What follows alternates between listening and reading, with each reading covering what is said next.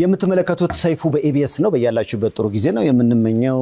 በቲክቶክ አነጋጋሪው መምህር ተብሏል። ፊዚክስን ቀለል አድርጎ ያስረዳ ብዙዎችን ወይኔ ድሮ በኖረ አስብሏል። ለማንኛውም ቲቸር ዳኒን እስኪ ሞቅ አድርጋችሁ ወደዚህ ጋብዙት። ቲቸር ዳኒ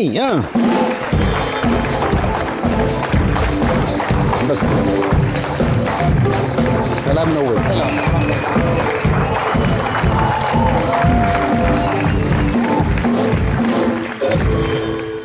እኔ ቲቸር ዳኒ ሲባል ስም ዳንኤል ነበር የሚመስለኝ። ዳኛቸው ነው። አዎ ዳኛቸውም ወደ ዳኒ ነው የሚመጣው። አይ ዳኛቸው የሚሉን ስም ይወጡልኝ እንግዲህ እናትና አባቶቼ ናቸው። እሺ እኔ ከመወለዴ በፊት እናትና አባቴ ጣልተው ነበር እና the moment እናቴ እኔን ወልዳ ወደ ቤት ስትገባ ሰፈር ውስጥ የነበሩ ሰዎች ድንገት አባቴ መጥቶ ግሯ ላይ ወድቅና ይቅርታ ይጠይቃታል። የዛን ሳለ ዳኛቸው ሲሉ ስያሜ ሰጥኝ ማለት አስታረቃቸው። ኧረ ለዳኙ ገላግሌ ዳኙ ገላግሌ የተባለው እኮ በልጅ አንተ ነህ። ዋው ደስ ይላል። ስለዚህ ዳኒ ቲቸር ዳኒ ድሮ ወሰን የሚባል አካባቢ ይኖር ነበርና እዛ አካባቢ የነበሩ ጓደኞቼ ናቸው ዳኒ ብለው በቃ ዳኒ ጠሩኝ። በዛው ዳኒ ብሎ ቀረ። ምክንያቱም ዳኛቸው ሲሆን ዳኒ ብዙ ጊዜ ቀርብ የሚለው ወደ ዳንኤል ኖርማሊ እንደዛ ነው። ዳኛቸው የአባት ስም ሻምበል ነው። ሻምበል በላይና አይደለም ሻምበል ሽፈራው። አሁን አባት ሻምበል ቢሆኑ ኖሮ እንደው በማረክ ስማቸው ማን ይሆን ነበር? ሻምበል ሽፈራው። ሻምበል ሽፈራው። ብዙ ጊዜ ሻምበል የሚለው ስም በፊት በቃ እንደ ሚሊዮን የማዕረጉም ነገር በልጅ ላይ መናፈቅና ልጆቻቸውን ቤተሰቦች ሻምበል ይሉ ነበርና ሻምበል ሳይሆኑ ግን ከዚህ እኔ ልክ እንደዚህ ማቀው ሐረር አንድ ጓደኛችን ስሙ ኢንጂነር ነው። ያው እንግዲህ ኢንጂነር ተባለ በልጅነቱ ማለት ነው። አባቱ ኢንጂነር መሆን ይፈልጉ ነበር እና ያን ነገር ሳያሳኩ ነው ያለፉትና እናት ለልጃቸው ኢንጂነር ብለው ከሆነ ጊዜ በኋላ እሱም በልህ ተምሮ ኢንጂነር ሆነ እና ለመጥራት እንቸገር ነበር። ኢንጂነር ትንሽ ያስቸግራል። እንኳን ደህና መጣ በሉት እስኪ ዳኒ ወናታሽ። ውለትና እድገት እኛው ጋር ነው ድሬዳዋ ነኝ። ነበር እኛው አላመለጥንም። ከድሬዳዋ ወጣው ባላ ነበር። ድሬዳዋ እያለሁ ነበር። የኛ ቤተሰብ አስተዳደግ ትንሽ ጠበቅ ያለ ነበርና ከቤት ትምህርት ቤት ከትምህርት ቤት ነው። ሌላ ምንም አይነት እንቅስቃሴ አልነበረም። ኢቭን ሰፈር እንኳን ወጥቼ አልጫወትም። በመንሰላል ላይ ወጥቼ ነው ልጆች ሲጫወቱ እንኳን አየ ነበረው። ጠበቅ ያለ ፋሚሊ ነበር። ትንሽ ያዝ አባቴ በጣም ያዝ የሚያደርግ አባት ነበር። እስከ 12ኛ ክፍል እንግዲህ ተማርኩት ነው ድሬዳዋ ብስራተ ገብርኤል ተብሎ የሚጠራ ትምህርት ቤት ውስጥ ነው። እሺ እና እስከ 8ኛ ክፍል ድረስ በነበርኩበት ጊዜ ይሄ ትምህርት አይቀበሉም ብለ ከምትመደባቸው ሰዎች መካከል አንዱ ነበርኩኝ። እኛን ነበር በለው እኛ ነበር የሉበትም። እሺ ከዛ ከ8ኛ ክፍል ጨርሼ 9ኛ ክፍል በመገባበት ሰዓት ላይ ነው የኔ ትምህርት ላይ ያለኝ ተርኒንግ ፖይንት የተፈጠረው። ምንድነው ያቺ ተርኒንግ ፖይንቷ? እንግዲህ ምን መሰለህ አሁን እስከ 8ኛ ክፍል ላይ የተማርኩበት ጊዜ ጎበዝ የመሆን ትልቅ ጉጉት ነበረኝ። እሺ እና እጠይቃለሁ። አንደኛ ዓመት ተማሪዎችን እጠይቃለሁ፣ ሁለተኛ ዓመት ተማሪዎችን እየተከታተልኩ እጠይቃለሁ። ምንድነው ጎበዝ የሚያደርጋችሁ እላለሁ።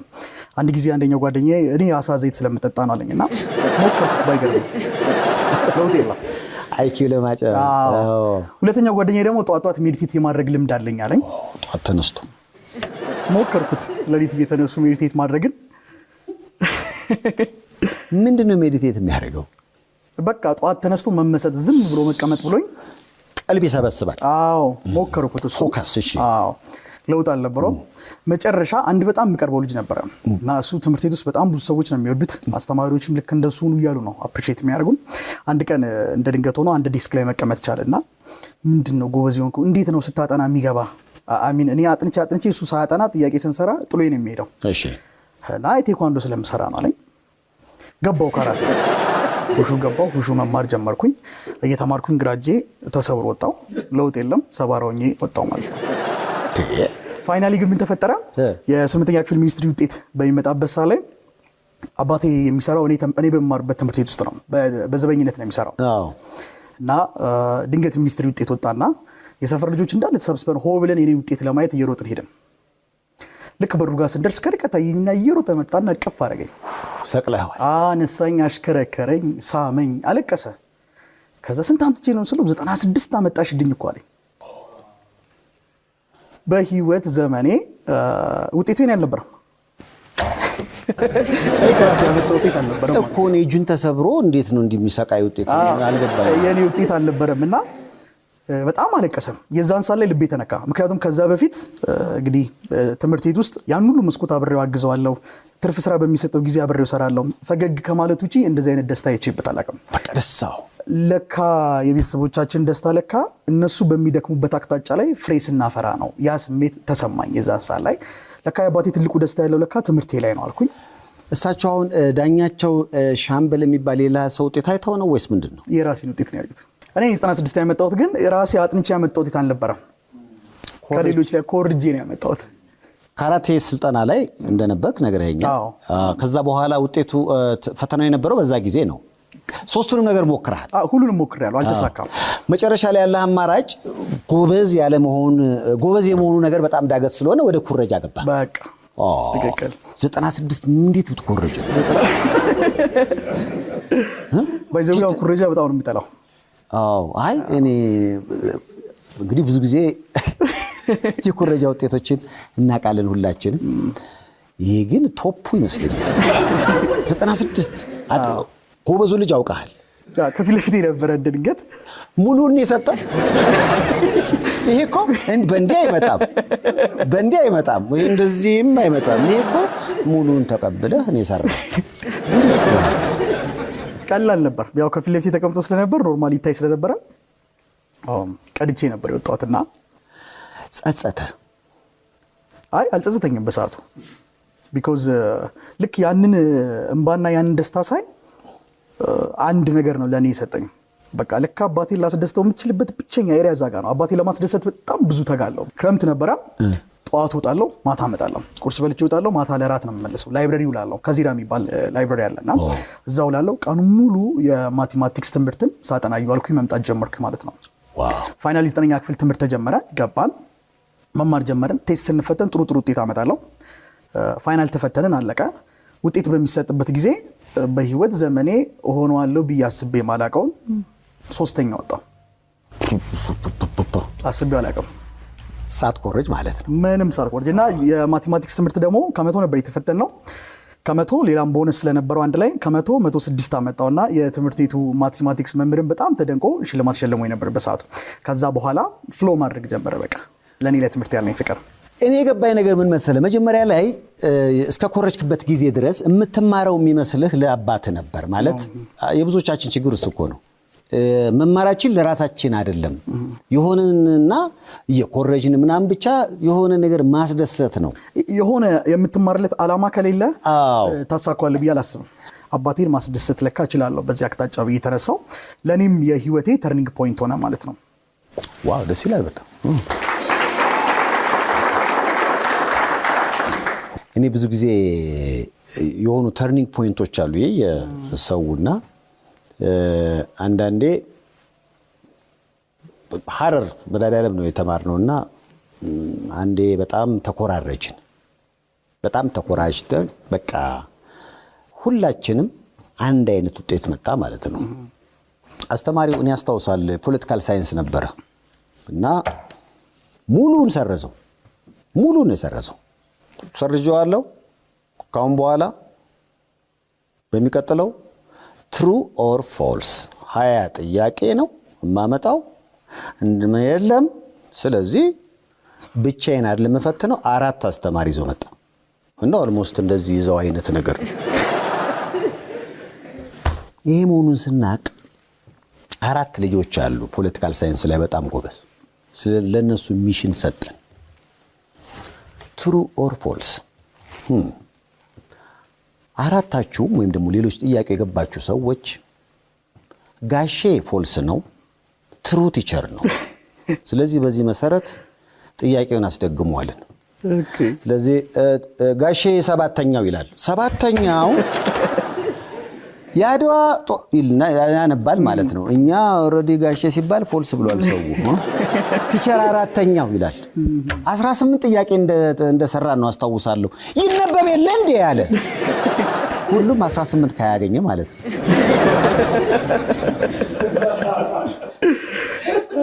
እንደገና ሶስተኛ ዙር ሃትሪክ። እንዲህ አይነት በማጣሪያ እኮ ያደግን ሰዎች ነንና የሆነ ሰዓት ላይ ግን በቃ ማወቅ ያለብን ለራስህ ነው። እና አንዳንዴ በቃ ውጤቱን ነው እንጂ የምትፈልገው ዕውቀቱን ውስጥ አለ ወይ? ወረቀቱን ነው እንጂ የምንፈልገው ዕውቀቱን አይደለምና ብዙ አሁን የሁሉም ሰው ተርኒንግ ፖይንት ይመስላል እሱ ነው። ከዛ በኋላ ግን ሶስተኛ ላይ መጣለው ሲል ግን ሁላችንም በቃ ያለን አማራጭ ሶስተኛውን አስብ።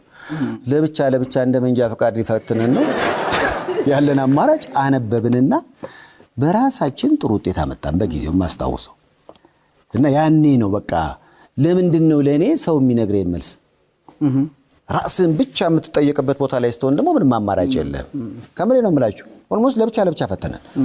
ይሄን በቃ ኩረጃው ባሰበት ማለት ነውና ያንተም እንግዲህ ተርኒንግ ፖይንት የሚመስለኝ ይሄኛው ነው። ከዛ በኋላ ግን አሁን የምሰማው እዚህ ጋር ለምሳሌ በወጣትነት እድሜህ በሐሺሽ በሲጋራ በጫት ሱስ ውስጥ የተዘፈከው ከዚህ ተርኒንግ ፖይንት በኋላ ነው? አዎ እንግዲህ እስከ 12ኛ ክፍል ድረስ ተማርኩኝ። 12ኛ ክፍል ላይ ከፍተኛ ውጤት ማምጣት ቻልኩኝ። የአዲስ አበባ ዩኒቨርሲቲ 5 ኪሎን ጆይን ማድረግ ቻልኩኝ። የሜካኒካልና ኢንዱስትሪያል ኢንጂነሪንግ ለማጥናት ማለት ነው። እዛ ገባው። የመጀመሪያውን አመት ፍሬሽማን የመጀመሪያው ሴሚስተር እስከሚያልቅ ድረስ ጥሩ ነበርኩኝ። ፈርስት ሴሚስተሯ እንዳለቀች ግን ነገሮች ያዳልጡኝ ጀመረ። ቢኮዝ ረጅም ጊዜ እንግዲህ ቤት ውስጥ ነኝ። ከትምህርት ቤት ቤት ነው፣ ሌላ ነገር አላውቅም። ለክ ዩኒቨርሲቲ ከገባው በኋላ ግን እቺ ነፃነት የምትባለውን ነገር በነፃ አገኘኋት። ሁሉንም ነገር መርገጥ አለብኝ ብዬ አሰብኩኝ። ገንዘቡን ማኔጅ ማድረገው ራሴ ነኝ፣ ጊዜውን ማኔጅ ማድረገው ራሴ ነኝ። በፈለኩት ሰዓት ወጥቼ በፈለኩት ሰዓት ነው የምገባው። ሙሉ በሙሉ ስጋዬ ተፈታ።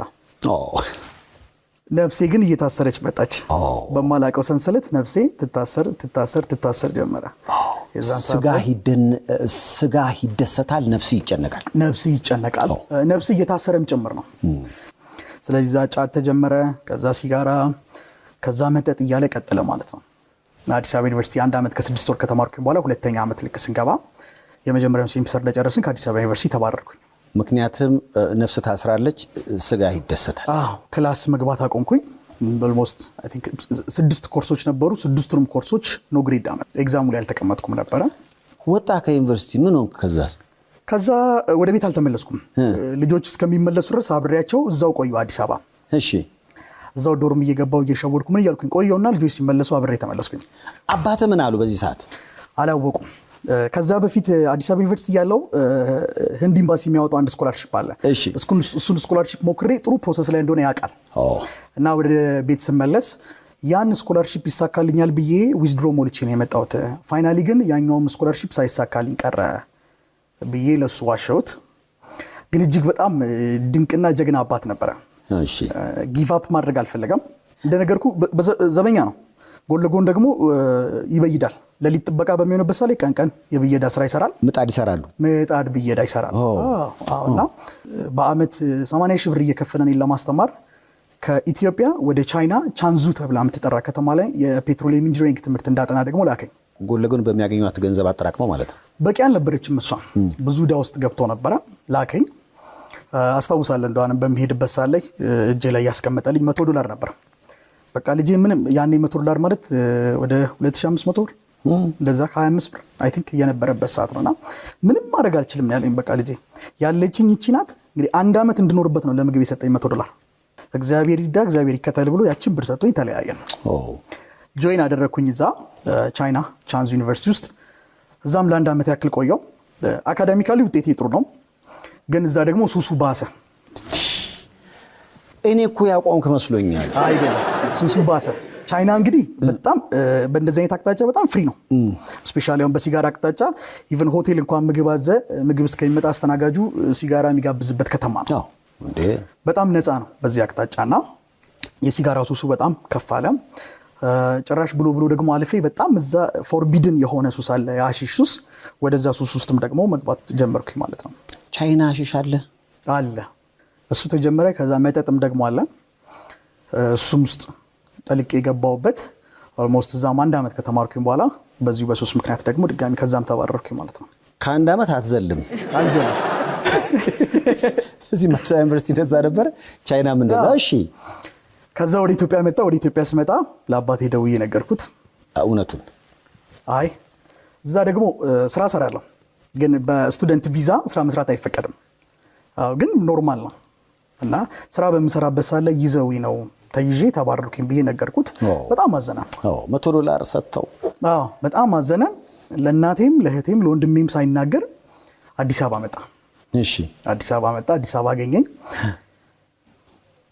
አልጋ በመያዝ ለ2 ወር ገደማ አካባቢ አቆየኝ በየቀኑ 300 ብር ይልክልኛል ማንንም አያውቅም ከቤት ይወጣል ጠዋት ይላል 300 ብር ይልክልኛል ይመለሳል በንጋታው ይላል 300 ብር ይልክልኛል ይመለሳል በአንድ ጊዜ ከላከው ጨርሷል አሁን ዛሬ 3000 ብር ከላከ 3000 ብሩ ያልቃል በጠዋት ድጋሚ ገንዘብ ጠይቃለሁ እሱስ እንደሆነ እሱ አያውቅም እናቴ ግን ጠረጥር ነበር ባይገርም እንዴት ወደ ኋላ ቅድም ሳጫውት ነበር እንዲሁ ተጠረጥር ነበር ይሄ ልጅ እንደው ሱስ ውስጥ ይሆን እንዴት ትላለች ፊዚክሱ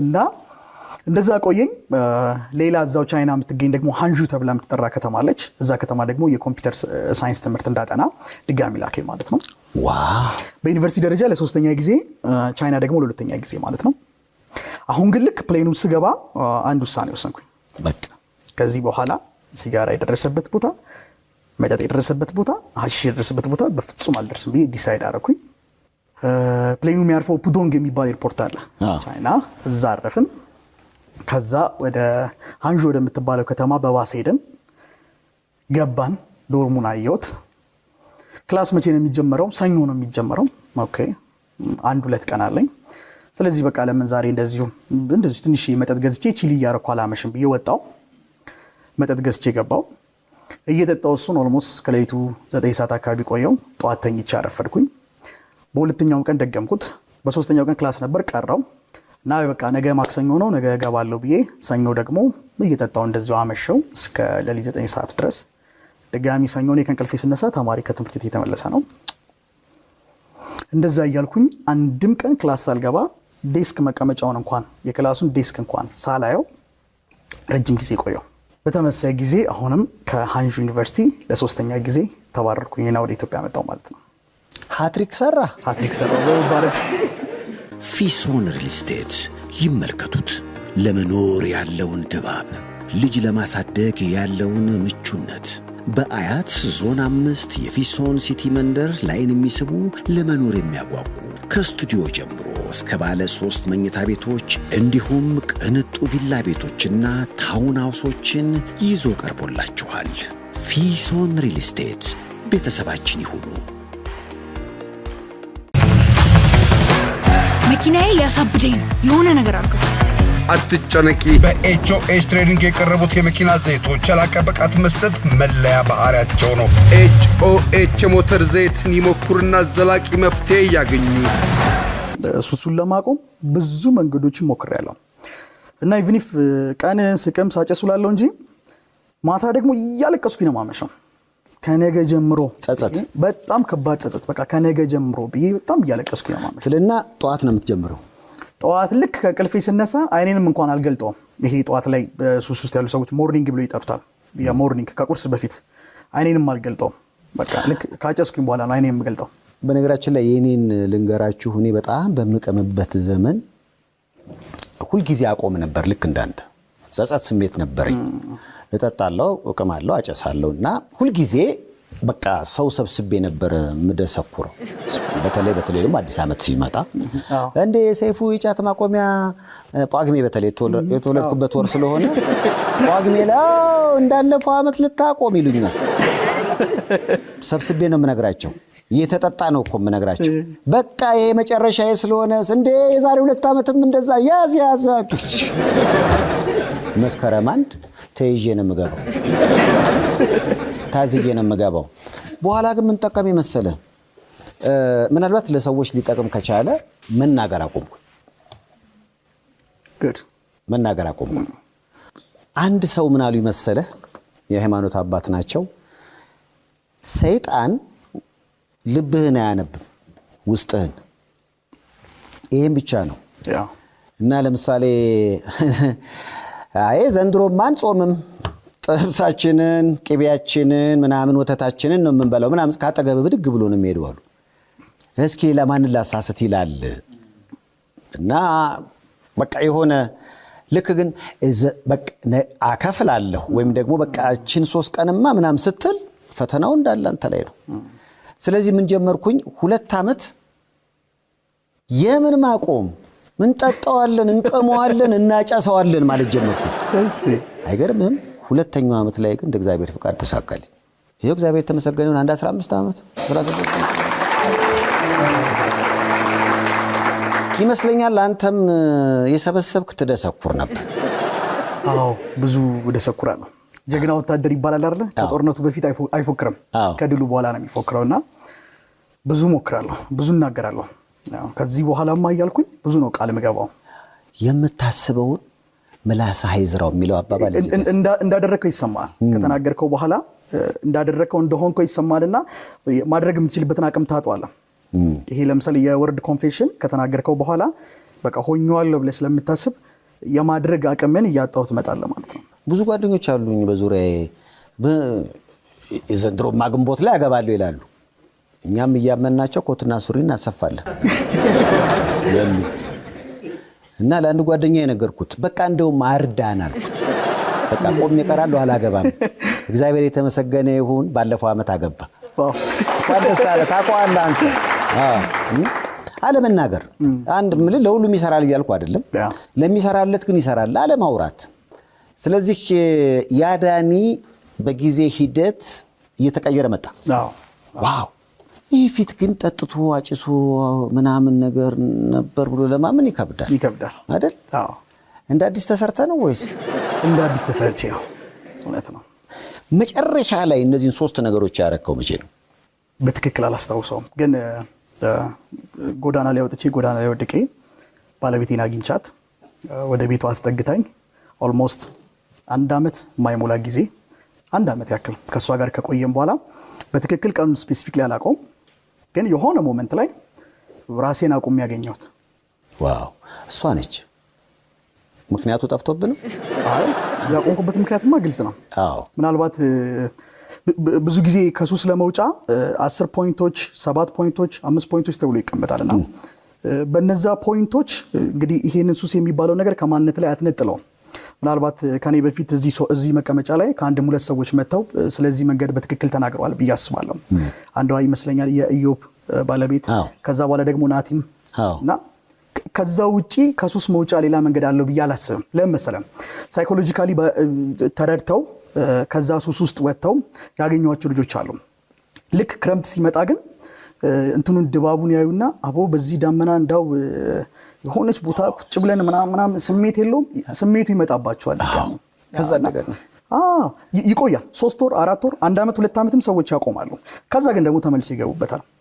ይሄ ከላይ ላይ ቅል ብሎ ግን የሚወጣበት ግን ሌላ ካንተ ውጪ የሆነ ሌላ ኃይል ያስፈልጋል ሰፖርት የሚያደርግ። ግን በዚህ ሁሉ ሱሶች ውስጥ ሆነ ጎዳና ተዳዳሪ ሆነ ያንን ጎዳና ላይ ያለውን ዳኒን የወደደችው ባለቤት ግን በምን አጋጣሚ ምን ተፈጠረ መሰለ? እንግዲህ 3ኛ ጊዜ ተመልሼ ስመጣ ለቤተሰብ አልተናገርኩም። እሺ ጎዳና ላይ ነው የወጣሁት። እንደውም የመጀመሪያ ጊዜ ቦሌ መድኃኒዓለም ፊት ለፊት አንድ ገባሚ አንደርግራውንድ ነገር እንትን ነበር፣ ክለብ ነገር ነበር፣ ፋራናይት። ኦኬ ስሙን በትክክል አላውቅም። የሸዋ አንደኛ እንደኛን እናገር አንተ አልጋ ነበረው እዛ አካባቢ ቆሜ ነበር። ውጪ ነበር ያደርኩትና ውስጥ ያለው ነው ምነግርህ ነገር እኔ ውጪ ነው ማውቀው። እዛ አካባቢ ነበር የቆምኩትና ማናጀሩን ባለቤቱ አላውቅም። ሰው በጣም ነው ሲለኝ በቃ ጎዳና ወጥቼ ብዬ ነገርኩት። በታክሲ ያዘኝና እዚህ እንኳን ልጆች ምናምን ያስቸግረዋል፣ ማታ ማታ የሚወጡ እንትኖች አሉ አይደለም ያስቸግረዋል። ወደ ቺቺኒ አካባቢ አመጣኝ። ምን አይነት መካሪ ነው? አዎ ስመጣ እውነትም ብዙ ሰው ይሽከረከራል። በቃ የሚነካም የሚያስቸግርም አልነበረም። አይ ቲንክ ከበደ ስጋ ቤት ይመስለኛል እዛ አካባቢ ያለ አንድ ስጋ ቤት። አዎ በተለምዶ ጭንቅሎ የሚባለው። በቃ እዛ አካባቢ ቁጭ አልኩኝ። እዛ አካባቢ ማድረግ ጀመርኩኝ ማለት ነው። ከለታት በአንድ ቀን እንደ ዱሮ አስጠናቸው ከነበሩ ተማሪዎች መካከል አንድ ተማሪ ያየኛል። በእርግጥ ብዙም ልብ አላለኝም። እኔ ግን በጣም ደነገጥኩኝ። እንደዛው ነው እንዲያይ አልፈልግም። አዎ አንደኛ ደግሞ ቤተሰብም እንደዛው እንዲያውቅ አልፈልግም። እሺ ስለዚህ በንጋታው በ35 ብር ትራንስፖርት ተሳፍሬ ወደ ደብረዘይት ቢሾፍቱ መጣሁ። እሺ ቢሾፍቱ መጣሁ። ቢሾፍቱም በዚሁ በሱሱ በጎዳና ተዳዳሪነት ቀጠልኩበት። ከለታት በአንድ ቀን ግን በጣም ራበኝ። ሐሺሽ በራሱ ደግሞ ረሃብ ይለቃልና ኦልሞስት 2 ቀን ሳልበላ ዋልኩኝ አደርኩኝ። በሶስተኛው ቀን ይመስለኛል እዛ መናኸሪያ አካባቢ አቃቸው የነበሩ ልጆች ነበሩ እነሱ ብር ከዚህም ከዛም ብለው ሰጡኝ ያቺን ብር ተቀበልኩኝና ወደ ሚኒባስ ውስጥ ልገባ ስል እንግዲህ የት ደረጃ ደርሼ ነበር መሰለ በሱስ ይሄ መሬት ላይ የተረገጡ ሲጋራዎችን ቁሩ ብለን የምንጠራቸው እነሱን እያነሱ እስከ ማጨስ ነበር የደረስኩትና አንድ የተረገጠ ቁሩ ነገር አየው እዛ ጋር እሷን አነሳውና ኪሴ ውስጥ ከትቼ ሚኒባስ ውስጥ ገባው ሚኒባሱ እንዲህ ነው በዚህኛው ጥግ ነው የሚቀመጠው ከኔ አጠገብ አንድ ሽማግሌና አንድ አሮጊት ሴትዮ ተቀምጠዋል አማርኛ ቋንቋ ብዙ አይችሉም ከነሱ ደግሞ ወደዚህኛው አራት ነው የሚይዘው የመጨረሻው ወንበር በዚህኛው ጥግ ደግሞ አንዲት ልጅ ተቀምጣለች ትንሽዬ ልጅ እሺ መኪናው ጉዞ ጀመረ አዲስ አበባ ልክ ሃይዌውን ጨርሰን ልክ አዲስ አበባ ስንገባ ለፍተሻ ወረዱ ተባለን ለፍተሻ ስንወርድ እኔ ራቅ አልኩኝና ያቺን ቁሩ ለኩሼ አጭሼ ስመለስ ሁሉም ሰው ገብቷል ጥግ ላይ መቀመጥ ስለነበረብኝ እነዚህ ሽማግሌና አሮጊት ሰዎች ባካችሁን ተነሱ የኔ ቦታ ጥግ ነው አልኳቸው አንደኛ ሰውነቴ ይሸታል ከላይ ረጅም ጊዜ ታጥቤው አላውቅም ኢቭን ከጓደኞቼ ጋር ቁጭ ብዬ ከነሱ ሱሰኛ ከሆኑ ጓደኞቼ ጋር ቁጭ ብዬ ራሱ የጫማዬ ጠረን እስኪዛ ጋር ቁጭ ብለሽ ቃሚ ነው የሚሉኝ ያን ያክል ደረጃ ነበር የደረስኩት ነው የምልና ተብያለሁ እኔ እስኪ ሰንደል ሰካበት ተብያለሁ ተነሱልኝ አልነሳም ክርክር ውስጥ ገባን ዱላ ነበራቸው ጭራሽ ሽማግሌ ሰውዬ ዱላው ሊያነሳ ሲል አይ በቃ ተውት ብዬ እኔ መስኮት ዳር የምቀመጠው እንዳልሸት ነው ሽማግሌው ሰው ያለ አሮጊቷ ሴትዮ አለች እዚህ ጋር ነው የተቀመጥኩኝ እቺ ልጅ ደግሞ በዚህኛው መስኮት ዳር አለች መኪናው ጉዞ ጀመረ ለክ ጉዞ ሲጀምር ሀገራችሁ ያምራል አልኳት ለዚች ልጅ የዚህ ሀገር ልጅ አይደለም አለችኝ አዎ ብዬ ታሪኬን ነገርኳት እዛ ቻይና ተጠቀማቸው የነበሩ እንትኖች ነበሩ ዶክመንቶች መታወቂያ እነሱን እያወጣው ሳሳያት አለቀሰች ከዛ እንግዲህ ልጅ መስተንግዶ ነው የምትሰራው ግማሽ ቀን መስተንግዶ ትሰራለች ግማሽ ቀን ደግሞ ሪፍት ቫሊ ዩኒቨርሲቲ ውስጥ ነርሲንግ ትማራለች ቅዳሜና እሑድ ደግሞ አዲስ አበባ እየመጣች ዲኮር ትሰራለች ድንገት ዲኮር ለመስራት ስመጣ ነው ያገኘችኝ ወደ አዲስ አበባና በቃ እኔ ወደ ደብረ ዘይት ወስዳለሁ እኔ አግዛለሁ ብላ ቃል ገባችልኝ መገናኛ ጋር ወረድን እንደ ነገ ቫለንታይን ዴይ ነው ቸኮሌት ገዛችልኝ እርቦሃል እኮ በጣም ረቦኛል ገንዘብ አልነበራትም እንደ ነገ ይሁን እንደ ትናንት ብቻ ቫለንታይን ዴይ ነበር ቸኮሌት ጥሩ ነው ይዘጋ ቸኮሌት ጥሩ ነው ይዘጋልና ቸኮሌት ገዛችልኝ ቸኮሌቱን ሰጠችኝ ተለያየን ስልኳን ሰጣኝ ነበር ላምበረት አካባቢ ሄጄ ከሰዓት ደውልላት ጀመረ ብዙ ፕላን አወጣው በእርሳስ ወረቀት ላይ ከዚህ በኋላ ሚለዳኝ ሰው ካገኘውማ በቃ ተለውጬ ምናምን ብዬ ምክንያቱም ትንሽ የምጠለልባት ቤት ፈልጋለሁ ለመለወጥ ፈልጓል ውስጥ አዎ የሚያስጠጋኝም ሰው ፈልጋለሁ ለምክንያቱም እንዴት ቢ ኤክስፕሌን እንደማደርግልህ አላውቅም ቺቺኒያ ለሊቱ ሙሉ ቁጭ ነው ማርነው አልተኛም ጧት በእግሬ ነው ደግሞ የሚሄደው ድሮ የካባዶ ተብሎ የሚጠራ ሰፈር አለ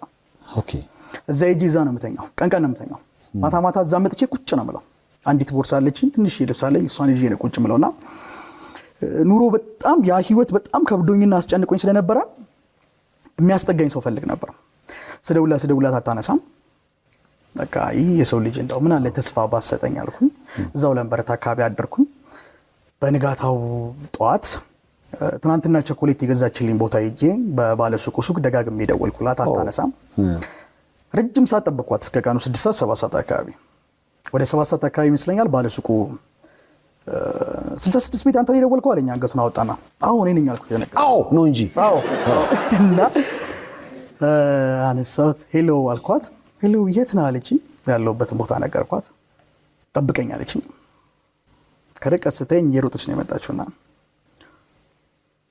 ሰው ካቀፈኝ አይደለም ካስጠጋኝ ረጅም ጊዜ ሆኖታል ጥምጥም አለችብኝ እንባ አይኗ አቀሯል ስለጠበቅኳት አመሰገነችኝ እና እኔም ረዳቱላ መሰለኝ አመሰገነችኝ አቀፈችኝ ከዛ ወደ ደብረ ዘይት ወደ ሀገሯ ይዛኝ ሄደች መናኸሪያ አካባቢ ትናንሽ ቤቶች አሉ በየአይነት ገዛችልኝ ጥርግ አርግቼ በላው ተርቦናል እኮ እና ከዛ ሁለት ምርጫ አስቀምጠችልኝ አሁን እኔ ቤት ትኖራለህ ወይንስ ቤት ልከራይልህና ትንሽ የፍራይ ሰጥቼ የቤት ኪራይ እየከፈልኩልህ ምግብ እያመላለስኩልህ ስራ ምናምን ትጀምራለህ አለችኝ አንቺ ቤት ዴፊኒትሊ እንዴ አንድ ምርጫች ምክንያቱም ምን አለ መሰለህ እቺ ልጅ ነገ የቤት ኪራይ የምትከፍልልኝ ብታጣ ተመልሼ ጎዳና ልወጣ ነው እሷ እንደሆነ ጎዳና አትወጣም እሱ ብቻ ነው አይ ሌላ ምንም አልነበረም እውነት አሁን ቋልፏል ወደታችሁ አይደል አዎ ሌላ ሐሳብ አልነበረም ለነገሩ በዛን ሰዓት የውስጥ ረሃብ ነው እንጂ ያለ የፍቅር ረሃብ አይኖርም ነገም እንዳልወድቅ አንቺ ቤት አልኳት ደረገጠች ወደ ቤቷ ይዛኝ ሄደች እሺቲዋን አለበሰችኝ። ልብሴን በጠቅላላ አውልቄ ልብሴን ታጥቦ ጀመር። ልብሴ የሚወጣው ጭቃ ነው፣ ጭቃውን ትደፋለች። ጎረቤት ደግሞ እንዳመጣሽ እንዳይላት እኔ ወጣ ስል ግባ እያለች ትጮዋለች፣ ትቆጣኛለች። ቀሚስ ያለበሰችም እንደሱ ነው። እንደዛ እያለ ትንሽ ፍራሽ ሰጠችኝ። እሷ ቤት አደርኩኝ። እያለ እዛው ቆየው። ሳናስበው ከእሷ ጋርም ወደ ፍቅር ህይወት ውስጥ ገባን። አንተ ወደ አልጋው ሄድክ ወይስ እሷ ወደ ፍራሹ መጣች? እሷን ፍራሽ ላይ ነው የምተኛው፣ መሬት ነው የምተኛው። እኔም መሬት ላይ ነው የምተኛው። እሷን በጣም በከባድ በችግር ነው የምትኖረው። መስተንግዶ እየሰራች ከዛች ላይ የምታገኛት ትምህርት ቤት እየከፈለች ምናምን ነው የምትኖረው። እኔ ቀደምኩኝ። ወደ ፍቅር ስሜት ውስጥ ገባ። ስለዚህ ሌሊት ላይ ዝም ብዬ ሳስብ እየተገላበጥክ አንተ የሚችለው እኔ አንተ ነው። ወደ ፍቅር ተቀየረ። ወደ ፍቅር ተቀየረ። እኔ ለባለቤት አድናቆት አለኝ። የጎዳና ተዳዳሪ አጥና ከዛ ሁሉ መስዋዕት፣ በዚህ ላይ ደግሞ ሳይኖራት የዓመቱ ምርጥ አፍቃሪ ብያታለሁ። ምርጥ ሚስት። በዚሁ አጋጣሚ እንደሆነም አንድ ቀን በጣም የምትወደው ምግብ ምንድን ነው ስትለኝ ቀይ ወጥ ስጋ አምሮኝ ነበርና ስጋ አልኳትና ቤት ውስጥ ስጋ መግዣም አልነበረም። የሚባል አስታውሳለሁ። አንገቷ ላይ ብር ነበር። እሱን ብር ሸጣ ቀይ ወጥ ገዝታ መታ ያበላችኝ ጊዜ ራሱ አርሰው። ኧረ ምን አይነት ልጅ ነች! በጣም ለምሳሌ ሴትን የሚያጠላላ ማለት ብዙ ጊዜ አሉታዊ ነገሮችን እንሰማለን። ኧረ አፍቃሪ ከልባቸው አፍቃሪ የሆኑ ሴቶችም አሉንና ክብር ለነሱ ይሁን። እነሱን በአንተ ባለቤት ውስጥ አይቻታል። በጣም ደስ ይላል። ስሟ ማን ነው? ማርታ ንጉሴ። ማርቲ። ስለዚህ እዛው አብራችሁ እየኖራችሁ የፍቅሩ ስሜት ገባ አብሮ። እሷም እንግዲህ ተመረቀች፣ ነገሮች የተቀየሩ መጡ፣ ትምህርት አቆመች። ኖ ሪል ስቴት ለእርሶ አንድ ጥያቄ አለው። በሪል ስቴት ላይ አሁን ትልቁ ጉዳይ ምን ይመስሎታል? ባለ አንድ፣ ባለ ሁለት፣ ባለ 3 መኝታ ወይም ቅናሽ አይደለም። የቀሪ ህይወቶ ማረፊያ ያለ ሐሳብና ያለ ጭንቀት ቤቱን ያስረክቡኛል አያስረክቡኝም ሳይሉ እምነቶትን ጥለው በጥቂት ጊዜ ቤቱን የሚያስረክቦት ቤት አልሚ አለ ወይ ነው። እኛ በ11 ዓመታት ውስጥ ከ32 በላይ ፕሮጀክቶች ከ9000 በላይ ቤቶች አጠናቀን አስረክበናል። እኛ የምንሸጠው ቤት አይደለም ታማኝነትን እንጂ። ሁሉም ያውቁናል እናም ያምኑናል። ያልተገነባ አንሸጥ። ልጅ ያንተ ደህና የምትማር ልጅ እሷንም ማስቆማት በእናትህ። አንተ ምንድነው ችግር? ትምህርት አቆመች። ስራ የነበረውንም ስራ አቁማ የሰው ቤት ተቀጥራ ደግሞ ትሰራ ጀመረ። ረጅም ጊዜ ባይገርምም ሱሰኛ እንደነበርኩ አታውቅም። በሂደት ነው ሱሰኛ እንደነበርኩ ራሱ ወደ ማወቅ የመጣችውና ቤት ውስጥ ቢፌ ልብሷን ሁላ ሳይቀር እያወጣን ደግሞ መሸጥ ጀመርን። ቢኮዝ የሚበላም ጠፋ፣ የሚጠጣም ጠፋ። የቤት ኪራይ መክፈል አቅቶን ፋይናሊ እዛው ቢሾፍት ውስጥ የምትገኝ አንዲት ትንሽ ገጠራማ የሆነች ቦታ አለችና ደንቢ ተብላ የምትጠራ እዛች አካባቢ ገብተን ግቢው መብራት የለውም፣ ጨለማ ነው። እዛ ግቢ ተከራይተን ጭቃ ቤት ነው። መሬቱም ቁርስርስርስ ያለ ነው። ምንም ዕቃ የለንም። ስንወጣ 2 ምላስ የሚያክሉ ፍራሾች አሉ፣ አንሶላ አለ። እሱን ይዘን ወጣን እና አንድ ብረት ድስት አለ ደግሞ ጥም ያለ። እሱን ይዘን እዛ ገብተን ደግሞ እዛ መኖር ጀመርን ማለት ነው። ከጠዋት እስከ 8 ሰዓት ድረስ በቤት ሰራተኝነት ትሰራለች። ልብስ ታጥባለች፣ ቤት ታጸዳለች። ከምሽቱ 8 ሰዓት ደግሞ እስከ ጠዋቱ 4 ሰዓት ደግሞ አንድ ሱፐር ማርኬት ውስጥ በጥበቃነት ትሰራለች። ሰዎች ሲገቡ ሲወጡ ታያለች፣ ትጠብቃለች። በመሃል ደግሞ እኔ ስትሪንግ አርት የሚባለውን ስራ ጀምሬ ነበር። ኢንተርኔት ላይ አይቼ ሚስማር ቀጠቅጣለሁ። ሚስማር እየቀጠቀጥኩኝ እጠብቃታለሁ። በጣም ብዙ ሺህ ሚስማር ነው የሚመታው። ቀኑን ሙሉ እሱ ሚስማር እየመታው ነው የምጠብቃት። ማታ ከ4 ሰዓት ደግሞ ስትመጣ ሄጄ አመጣትና ደግሞ ከ4 ሰዓት በኋላ ደግሞ ያንን ክር እያለበሰች ደግሞ ከኔ ጋር እስከ 9 ሰዓት እስከ 8 ሰዓት ድረስ ትቆይ ነበር። በዛ ሁኔታ ቀጠልን። ፋይናሊ ከለታት አንድ ቀን አንድ መጽሐፍ ሰጠችኝ። የጥሞና ጊዜ የሚባል ዳጊ ዋርድ የሚባል እዛ መጽሐፍ ላይ አንዳንድ ነገሮችን ማየት ጀመርኩኝ። መጽሐፍ ቅዱስ ላይ የምናውቃቸው እነዚህ በጣም ትላልቅ ሰዎች እና አብርሃም እና ሙሴ ከእግዚአብሔር ጋር የነበራቸውን ቆይታ ጠዋት ተነስተው ከእግዚአብሔር ጋር ያሳለፉትን የነበረ ጊዜ እዛ ላይ ማንበብ ጀመርኩኝ። ጌታ ኢየሱስ ክርስቶስ በአዲስ ኪዳኑ በየቀኑ ይጸልይ እንደነበር እሱን ማንበብ ጀመርኩና እንዴት ነው ከእግዚአብሔር ጋር ግንኙነት የሚፈጠረው አላወኩም። ግን እስቲ ምናልባት መጽሐፍ ቅዱስ ይረዳኛል ብዬ መጽሐፍ ቅዱስ ማንበብ ጀመርኩኝ። መጽሐፍ ቅዱስ እያነበብኩኝ ቆየው። ከለታት በአንድ ቀን አጥር አለው ግቢው። አጥሩ ጋር ሽንት ቤት አለ። እዛ ጋር ልክ ድንገት ቆሜ ከግቢው ውጪ የሆነ የሲጋራ ሽታ አፍንጫዬ ውስጥ ይገባል እና ልክ አፍንጫዬ ውስጥ ሲገባ ይሄ ሲጋራ ብዬ ምራቄን ተፋው። ልክ ስተፋ ባነንኩኝ። ለካ ሲጋራ ካጨስኩኝ 4 ቀን ሆኖኛል። አጫሽ እንደነበርኩም ረስቼዋለሁ። ከዛ እጄ እንደዚህ ብዬ ማለት ጀመርኩኝ። ስሜቱ የለም። ሄድኩኝና እሷንም መረማ ምንም ስሜቱ የለም አጨሳን ነበር እንዳልኳት አላጨስክም እንዴ ትናንትና ከትናንት ወዲህ አላጨስኩም መረ ቆየው ዋልኩኝ አደርኩኝ ምንም ስሜቱ የለም። በዛ ከሱስ ውስጥ ወጣው። የስትሪንግ አርቱን ጠንክሬና በርትቼ ሰራ ጀመር ማለት ነው። ዋው! ስለዚህ ሙሉ ለሙሉ ሱሱ ቆመ ማለት ነው። ሳላቀው ድንገት ጠፍቶ አገኘሁት። ይሄ እኮ ግልጽ ነው። በቃ እግዚአብሔር ያስካቸውን ነገሮች እስክትለቅ ይጠብቅ ነበር። የገባኝ እንደዛ ነው። እሺ ከዛ ምን ተፈጠረ? በመሃል ለአባቴ እዚህ እንዳለው ደውዬ ነገርኩት። መጣ ሊያገኘኝ። ደብረ ዘይት መጣ፣ ተገናኘን። ነገርኩት ጎዳና ላይ እንደነበርኩኝ እንደዚህ አይነት ልጅ እንዳነሳችኝ ምናምን። በጣም አለቀሰና እቺ ልጅ በቃ አግባት አለኝ።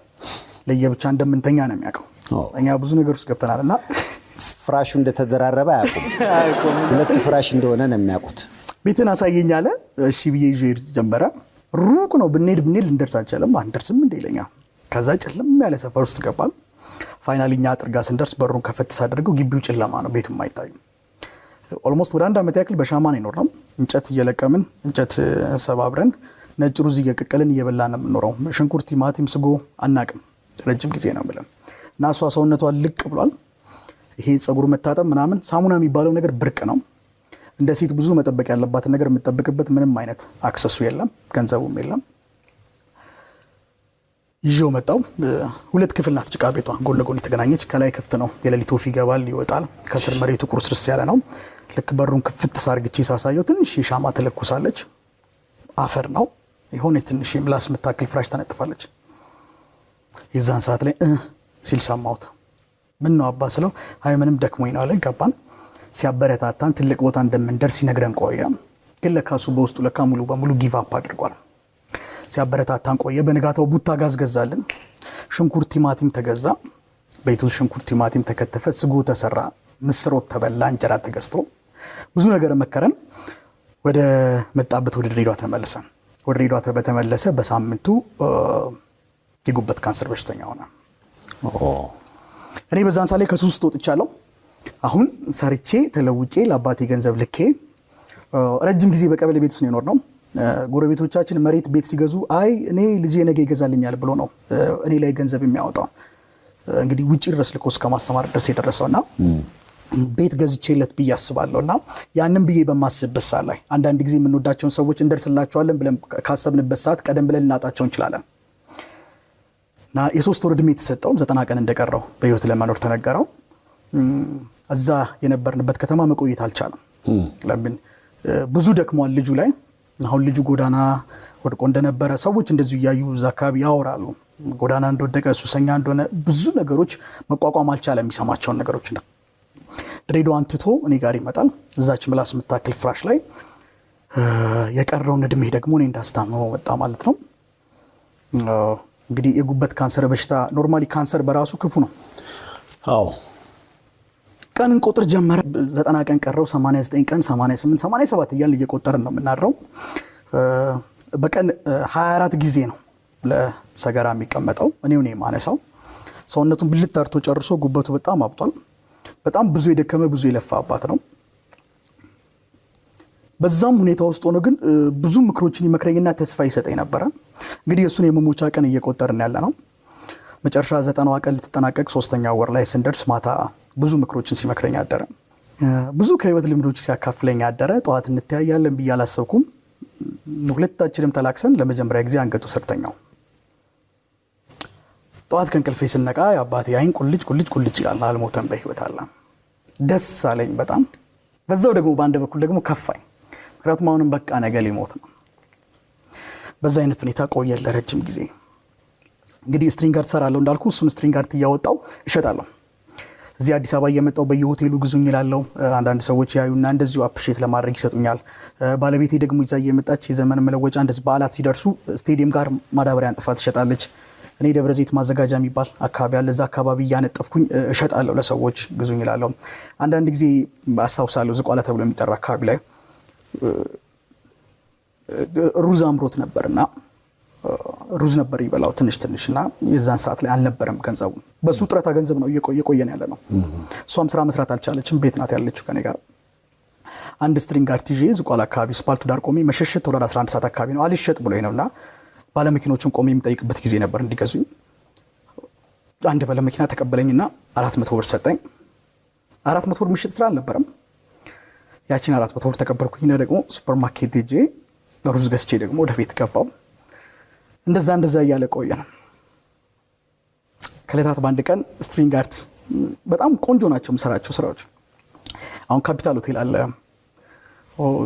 ደብረዘይት ብትሄድ ትላልቅ ሆቴሎች ላይ አለ ኢስቲጌት የሚባል ሆቴል አለ ዲና ግራንድ ትላልቅ ሆቴሎች ላይ ራሱ አስቀምጫለሁና ሳላስ ፍቅር ነው የምሰራው ሰራና የሆቴሉ ሎጎ ይዤድና እግዙኝ ይላል ሌላ አማራጭ ስለማይኖራቸው እንዲገዙኝ ነው አንዳንዶቹ ገንዘብ ይሰጡኛል አንዳንዶቹ አይሰጡኝም ካልሰጡኝም በቃ በነፃ አንድ ቀን ምናልባት እዚህ ቦታ ደግሞ ነገር አድርግ ይሆናል በየ በነፃ ሰጥቼ መጣበት ጊዜ አለ ከለታት ባንድ ቀን ያቺን ጊታር መትቼ የሚስማሩ ገና ክር አለበሰም ይዤለት ሄድኩና ረጅም ጊዜያት ባንድ ጎኑ ነው የሚተኛው በዚህኛው ጎኑ አይገለበጥም ይፈነዳል ወደዚህ ከተገለበጠና በዚህ ነው የሚተኛው ቀና ይላል ተመልሶ ይተኛል የሚነሳው ሌሊቱን ሙሉ ይጮሃል ስለሚበላውና አባቺ ስራ እንዴት ናት አታምርም አልኩት ቆንጆ ነው በጣም ነው የሚያምረው ብሎ በጣም ካደነቀው ባላ አይ ልጄ እንዳው ይሄን ሚስማር ከመቀጠቀጥ እኮ አለኝ ድሮ በዘበኝነት እሱ በሚሰራበት ሰዓት ላይ እዛው ትምህርት ቤት ውስጥ ድሬዳዋ እንግዲህ ሙቀት በሚሆንበት ሰዓት ላይ ክላስ ከሳከሳት ይዘጋልና ተማሪዎችን እየጠራው አስተምራለሁ አስተማሪም ከሌለ ቾክና ዳስተራም ትቼ ተማሪዎችን አስተናለሁ ይሄ የማስተማር ፍቅሩ ነበረኝ ግን አስተማሪ ሆናለሁ የሚል እምነት ግን ሐሳቡ ምቅዱም የለኝም ኢንጂነር መሆን ነገር ነው ያለኝና እንደው አንተ እኮ ልጆችን ብታስጠናኮ አንቺም ቁጭለሽ ገንዘብሽን ነበር የምትቆጥሪው እሱም ስንት ሰው ነበር ከስሩ የሚማረው ማስጠናት ብትጀምራለኝ የዛን ሰዓት ላይ የሆነች ሰዓት ልቤ ውስጥ ለኮሰ ያስተማሪነትን ሰዓት የዛ ሰዓት የተለኮሰች ወደ ኋላ መለስ ቢስ አስተዋውሰው ከሰዓት ዳኙ ያስጠናል ከተባለ ተማሪ ጉርፍ ብሎ ነበር የሚመጣው ኢቭን ዴስኩ ሞልቶ መሬት ላይ ነበር የሚቀመጠው ከዛ አዲስ አበባ ዩኒቨርሲቲ ገብቼ ደግሞ ሁለተኛ ዓመት ላይ እንደገባው መጀመሪያ ዓመት ላይ በኦርቶዶክስ ተዋህዶ ማህበረ ቅዱሳን የሚባል እንትን አለ በዩኒቨርሲቲ ውስጥና እዛም ሄጄ ደግሞ የመጀመሪያ ዓመት ተማሪዎችን አስተምር ነበር ቻይናን በነበርኩበት ሰዓት ላይ አመቱን ሙሉ ፈተና ሲደርስ ባንግላዴሽ ራሺያ ከተለያየ ሀገር የተውጣጡ ሰዎችን ኡዝቤኪስታን ካዛክስታን እነሱን ሁሉ ቁጭ ብለው ይማሩ ነበር አስተምራቸው ነበር ለፈተና አስጠናቸው ነበርና ያቺ ነገር ብልጭ አለችልኝ አይ በቃ ማስተማር አለብኝ ብዬ ተነሳው በንጋታው የሱ ጡረታ ነበረች አስተምራለሁ በቃ አልኩት እና ምንድነው የሚያስፈልግ መጽሐፍ ያስፈልገኛል ማንበብ አለብኝ አልኩት ምክንያቱም ኮንሰፕቶቹን ረስቻቸዋለሁ እና ደግሞ ዋይት ቦርድ ትንሽ ያስፈልገኛል ፓርከር ያስፈልገኛል አልኩት በንጋታው የሱ ጡረታ ለንቀበል ወጣን ያ ጊዜው ኮሮና ነበር እና ሰዎች ነን ሌሎች ጎረቤቶች ተርተው ሰብሰብ ብለን አንስተን ጋሪ ላይ የምናስቀምጠው መራመድም አይችልምና ሄድን ባንክ ቤት ውስጥ መግባት ስለማይችል የባንክ ማናጀሩ ወጣ አየው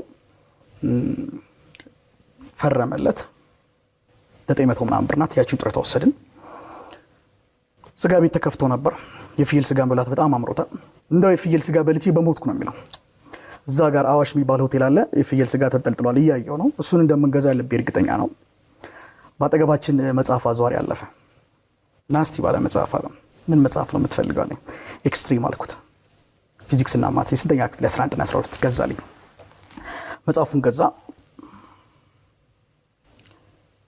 የቀረችውን ብር ይዤ ስጋ ቤት ሲድ 1 ኪሎ ስጋ አይችልም ተመለስኩኝ አባ መግዛት አይችልም አልኩት ችግር የለም ሩዙን እንበላለን አለኝ ጋሪው ላይ ወጣው ተመለስን የተረፈችውን ብር ድጋሚ ሂድ እስኪ የት ነው ዋይት ቦርድ የሚሸጠው ገዝተን አለኝ ዋይት ቦርድ ገዛልኝ ፓርከር ገዛልኝ ቀን ቁጭ ብዬ አነባለሁ ማታ እንቅልፍ አልተኛም እሱ መታሸት ይፈልጋል ካልታሸ ስለሚበላው ካንሰሩ ይጮሃል እና እሱን አሸዋለሁ ግድግዳ ስር ነው የሚተኛው ከላይ ተሰቀለች ዋይት ቦርዷ ኮምፓስ ቢሱን አሽጣ አረጋለሁ ቀና ብዬ ደግሞ ቀን ሳነባቸው የነበሩት ነገሮች በቃል ይጽፋቸዋለሁ ቴንሽኑ ፎርሱ ማሱ ያልኩኝ ይጻፍኩኝ አመሻለሁ በዛ ሁኔታ ቀጠለ ማንንም ተማሪ የለም ሻማ ተለኩሳለች እያስተማርኩ አድራለሁ ይሆኑ ሰዎች ተሰብስበው እንደሚማሩ ነው ፊልም አድርገው but there is no one እኔ እሷ አለው እሷ ባለቤቴ ደግሞ ያቺኛው ክፍል ለምትተኛው ፍራሽ ላይ አንጥፋ እያስተማርኩ አድር ጀመረ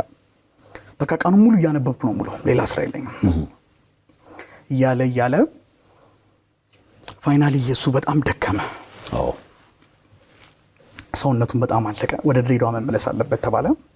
ወደ ድሬዳዋ አንድ መንፈሳዊ አባት ያለ መኪና ተከራየ። ይዘነው ድሬዳዋ ሄደ። ድሬዳዋ ከጧቱ ለሊት 11 ሰዓት ሊነጋጋ አካባቢ ነው የደረስነውና ወደ 12 ሰዓት አካባቢና ማንም ስለሌለ አስገብቼው ወጣለሁ ብዬ ነበር ያሰብኩት። ቢኮዝ ሰውነቴ በጣም አልቋል። ይሄ ምጥጥ ብሏል። የሰፈር ጓደኞቼ እንዲያዩኝ አልፈለኩም። ማንም እንደመጣው እንዲያይ አልፈለኩም እና ደረስን። እዛ ጋር ልክ ስንደርስ ደግሞ ለካ ሰው ሁላ ሰምቷል እንደሚመጣ። ለራቱ ሻምበል መጡ ተባለ። ጓደኞቼ ወጡ። የሰፈር ሰው ወጣ። ሊነጋጋ አካባቢ ነው። ሲወጣ በእግሩ ነበር የወጣው። ሲመለስ የሰፈር ጓደኞቼ ተባብረው እግሩን ወገቡንና ጭንቅላቱን ደግፈው አስገቡት። ከረጅም ጊዜያት በኋላ እናቴን አየዋት። በጣም ተጎሳቁላለች፣ ተቆላለች። ከዛ በፊት ግቢ ውስጥ አቃቸው የነበሩ አንዳንድ እቃዎች የሉም። እህቴ ከግል ትምህርት ቤት ወጣ የመንግስት ትምህርት ቤት ነው የምትማረው። ሺቲዋ ቀደደድ ብሏል። አቃተኝ። እናቴ አይዞ በርታ አለችኝ። ወደ ቤት አስገቡትና አንድ ክፍል ቤት ነው እንዳልኩ፣ ሳሎኑም ሶፋውም መኝታው አልጋውም እዛው ነው። አልጋ ላይ ያስተኙት በዚህ በኩል። በዛ ሁኔታ ሌላ ሰው እንዲያይ ስላልፈለኩኝ ጊዜው ኮሮና ስለሆነ ማክስ አርግቻለሁ፣ ጠቅሞኛል። ጃኬት ለብሻለሁ ወፍራም ለመምሰል እና ጠጋብዬ ምንም ላደርግለት እንደማልችል አውቃለሁ እና እየሄደም እንደሆነ ይገባኛል። አባ እንዳው ከዚህ በኋላ በቀረኝ ዘመን ሁላ አንድም እናት በልጇ ምክንያት አታለቅስም፣ አንድም አባት በልጁ ምክንያት አይጎሳቆልም። ይህን ቃል ገባልሃለሁ አልኩት። መናገርም ብዙ አይችልም። እንዳፍ ይሁንልኝ። ከዛች አልጋ ላይ ተነሳው ወደ ደብረ ዘይት ተመለስኩኝ። ወደ ደብረ ዘይት በተመለስኩኝ በሳምንቱ አባ አረፈ። ከዛ በፊት ወደ ድሬዳዋ ስንመለስ መሀል ላይ መኪናው ተብላሽ ተቆማ ቃል አስገብቶኛል። ለዚህ ግሬ ላይ ነው ያስተኛውት። ከኋላ ነው የተቀመጠውና መቀመጥም አይችልም። ራስን እስካለወጥክ ድረስ በፍጹም በእግር እንዳትመጣ ነው ያለኝ። በሁለት እግር እንዲህ ብለህ እንዳትመጣ፣ ራስን ለውጠ መኪና ገዝተህ ካልሆነ በስተቀር በሁለት እግር እንዲህ ብለህ ወደዚህ ከተማ እንዳትመጣ ብሎ ቃል አስገባኝ። ቀብሩ ላይ አልቆምኩም። ቃላቸውን ለማክበር አንድም ቃላቸውን ለማክበር ነው፣ ሁለተኛም ደግሞ መቆምበት እግር አልነበረኝ።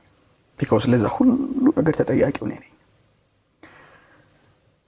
የአባቴን ቀብር እዛችሁ ደብረ ዘይት ያቺ ጨለማ ቤት ውስጥ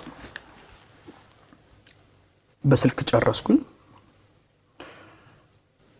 ከባለቤቴ ጋር ይሄን ስትሪንግ አርት እየሰራን መሸጥ ጀመርን። አስተማሪነት የሚባለው ነገር ልቤ ውስጥ ለኩሶ ስለነበረ እሱን ነገር አልቻልኩም በቃ መቋቋምና ሰፈር ውስጥ አንድ 3 ልጆች አሉ። እነሱን ጠሯቸው እና ኑ ብዬ ጣሳ አዘጋጀውና ቻይንኛ ቋንቋ ሞክራለሁ።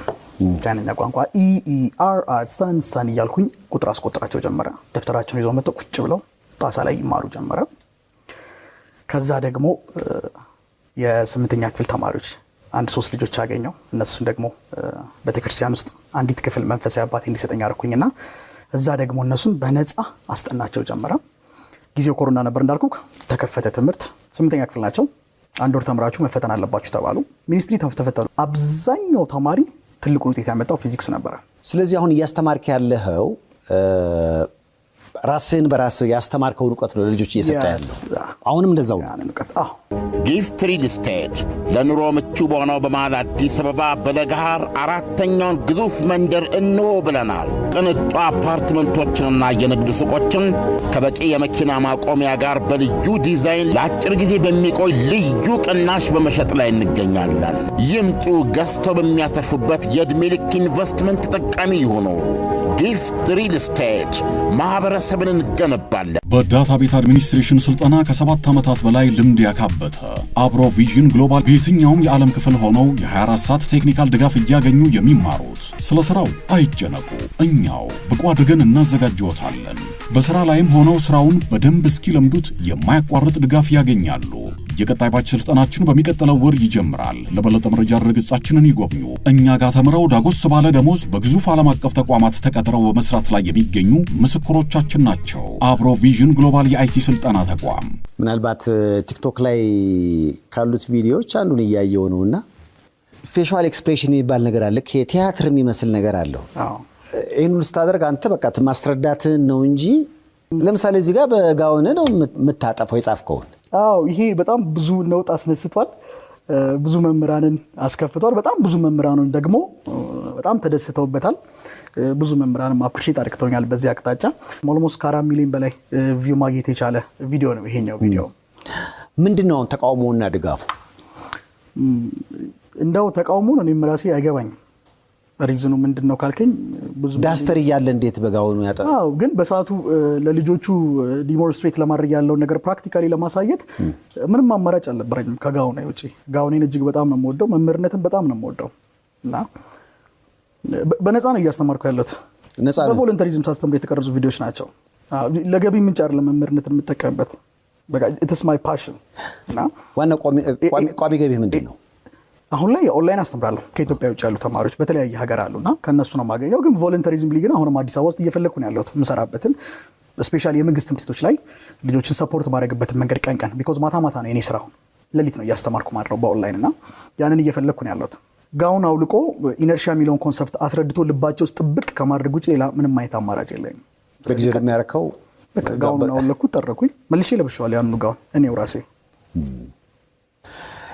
ካንተ ህይወት የገባኝ ነገር በተለይ ወጣቶች ሆነን ፕሮግራም ለሚመለከቱ በሆነ ወቅት ላይ የሚጀምር የሱስ ስሜት እንዴት ከህይወት ጎዳና እንደሚያወጣ ነው። ሱስ ባይሞከር ጥሩ ነው። ከሞከርከው ደግሞ ቶሎ ላይ መውጣት ደግሞ ጀግንነት ነው።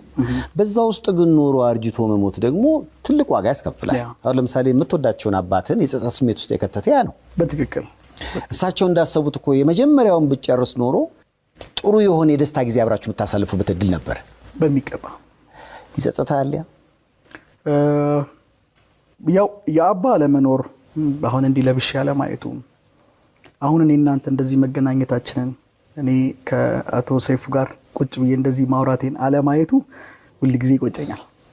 ግን ያለፉት መንገዶች በተክላላ አሁን ላለውበት ዳኙ አድርሰውኛል። ትክክለኛ የሰራውባቸው ነገሮች ብቻ ሳይሆን ውድቀቶችም ጭምር ተደምረው እዚህኛው ቦታ ላይ ደግሞ አድርሰውኛል ማለት ነው። ስለ ባለቤት ሰርፕራይዝ ሰማ ባለቤትን የተዋወቅባት ቦታ ላይ ቀለበት አስረላታል። አዎ እሱ ቦታ ምን አይነት ቦታ መሰለ? ምናልባት መጀመሪያ ቪዲዮ ነው። እሺ ይሄ ቦታ ማለት 10 ብር ቸግሮን ልንለያይ የነበረበት ምግብ ያልበላንበት ከዛ ደግሞ ትራንስፖርት አተን አንቺን በእግርሽ ገርጂ ስራ የፈለግሽበት እኔም ደግሞ በእግሬ ስቴዲየም ድረስ ሄጄ 10 ብር ተበድሬ ድጋሚ ወደ ደብረ ዘይት ተመለስኩበት በባስ ያቺ ቦታ ናት። እግዚአብሔር አንቺ ስለሰጠኝ እጅግ በጣም ደስተኛ ነኝ። በአንቺ በኩል እግዚአብሔር ትልቅ ብርታት ይሰጥኛል። አንቺ ይሄን ቆንጆ ልጅ ስለሰጠኝ ደግሞ እጅግ በጣም ደስተኛ ነኝ። እወድሻለሁ።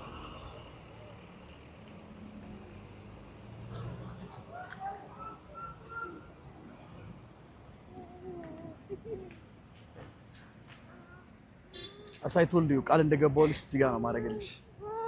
እሺ የቱ ጋር? እሺ በቅርብ ነው ቪዲዮ ነው። ኦልሞስት 1 ወር እሺ ከምናምን ቢሆን ነው 1 ወርም አይሞላም። በጣም ተቸግረን በጣም ተርበን እኔም እሷም ወደ አዲስ አበባ መጣን። እሷም አዲስ አበባ ስራ ፍለጋ እኔም ደግሞ አዲስ አበባ የሆነ ስትሪንግ አርት ሰርተን ገንዘብ መቀበል ነበረብን። ያንን ገንዘብ ከሰጡን ብለን መጣን። ምግብ አልበላንም። የትራንስፖርት ከጎረቤት ተበድረን የመጣነው እና መጣንና ሆቴሉም ደግሞ አልሰጠንም በሰዓቱ። ስለዚህ የሚበላ የለም፣ መመለሻ ትራንስፖርት የለም። በጣም ተርበናል፣ በጣም ተቸግረናልና እዚች ስፓልቷ ዳር ቁጭ ብለን እንለያያለን። ምክንያቱም ከፍተኛ ችግር ውስጥ ያለ ነው። 600 ብር ቤት ኪራይ የምንከፍለው የለንም። ሰውየው ሲመጣ ሚስማር የቀጠቀጥኩትን ነው አንስቼ ልክ ሲመጣ አሳየዋለሁ። ቆንጆ ነው እንዴት ነው እለዋለሁ። አዎ ሲለኝ እንካ በቃ ብዬ ሰጠዋለሁ። በዛው እንዲረሳ ገንዘቡ እንዳይጠይቀኝ ያደርጋለሁ። እና እኔንም የሚያግዘኝ እሷንም የሚያግዛት ማንም አልነበረም። ስለዚህ በቃ ችግር ሊለያየን ጫፍ የደረሰበት ቦታ ነበርና አንድ ቀን ግን ይሄ ሁሉ ነገር አልፎ ተቀይሮ ደግሞ እዚህ ቦታ ላይ ቀለበት እንደማደርግላት ቃል ገብቼላት ነበር። ዋው! ያው እንግዲህ ተንበርክኳል።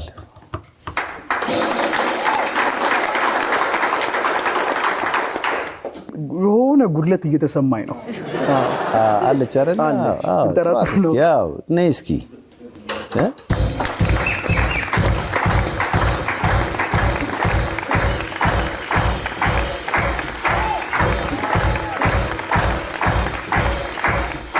አሁን እኮ እየነገረን ነበርና ብዙ ነገር እንደ ፊልም ነው ስከታተለው የነበረውና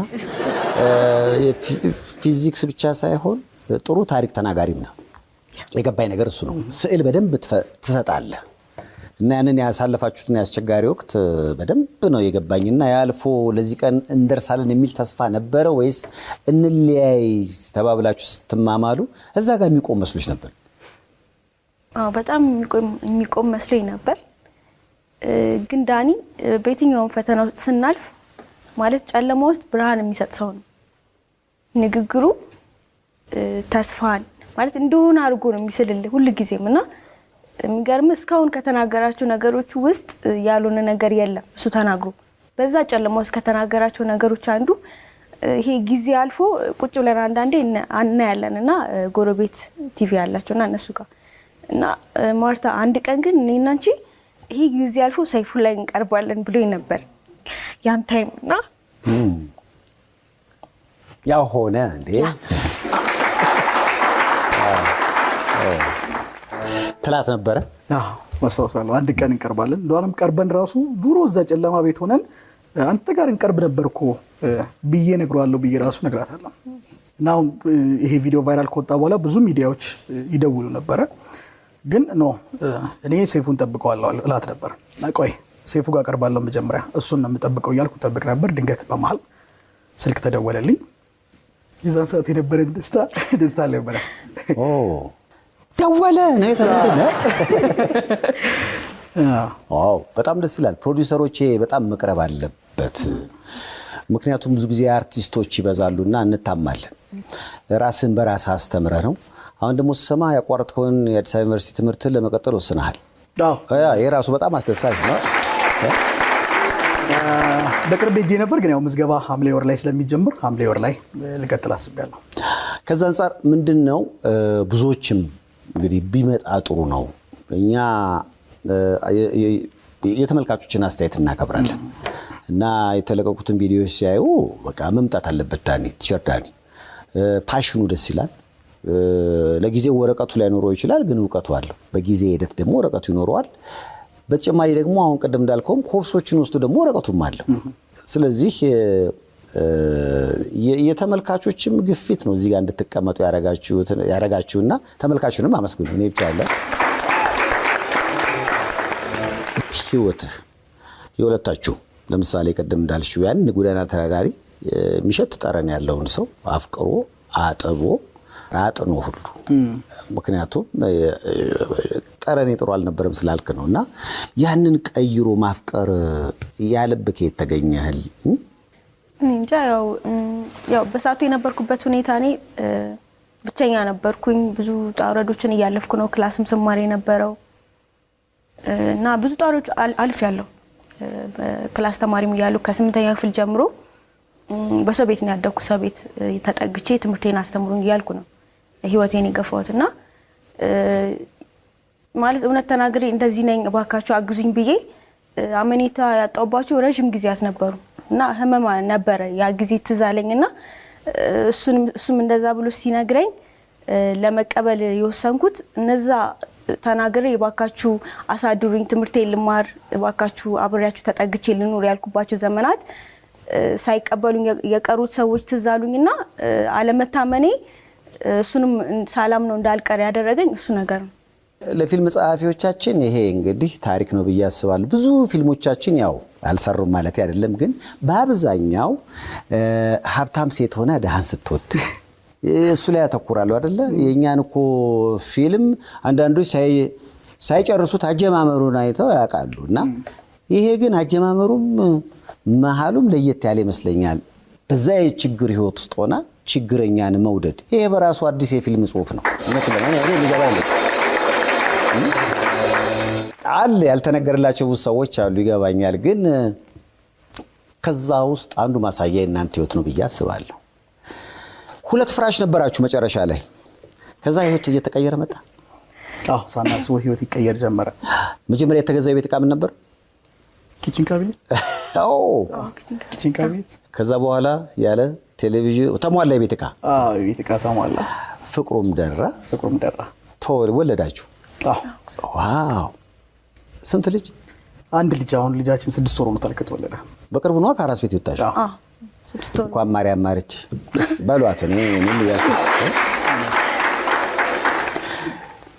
እናትስ የአባትህን መጨረሻ ሰምተናል እናትስ ተጎሳቁለው እንደነበሩ እህትህ ቀሚሷ ለዚህ ሁሉ ቤተሰብ ጸጸት ተጠያቂው ነኝ ስትል ነበር ከዛ የነሱ ህይወት እንዴት ሆነ እናቴ እንግዲህ ዓለሜ ጉሩማን ትባላለች በጣም ጠንካራ ሴት ናት እንደው የጥንካሬ ምሳሌ አርግቼ ነው ማስቀምጣትና አንደኛ ባሏን ተነጥቃለች ሁለተኛ ልጇን ካየችው አመታት አልፏታል ሶስተኛ ስራ ሰራ ምን ኮለደች በኋላ ታማ ስለነበር ረጅም ርቀት መጓዝ አትችልምና እሱ ከሞተ በኋላ ቤቱን ለማስቀጠል ሽንት ቤት እስከማጠብ በየዞረች ሰፈር ውስጥ ልብስ እስከማጠብ እዛ ደረጃ ደርሳ በዛ ነበር የምትኖረው ከዛም ላይ ደግሞ አንስታ አባ ከሞተ በኋላ ከአንድም ሁለት ጊዜ ገንዘብ ትልክልኝ ነበርና የጥንካሬ ምሳሌ ናት ብዬ ነው ማስቀምጣት ከዛ ግን ምስራ ካገኘው በኋላ ለሷም መሽሩፍ ቆርጥ ጀመረ እያለ ህይወት እየተቀየረ ሲመጣ ደግሞ አሁን እሷ አለች ማለት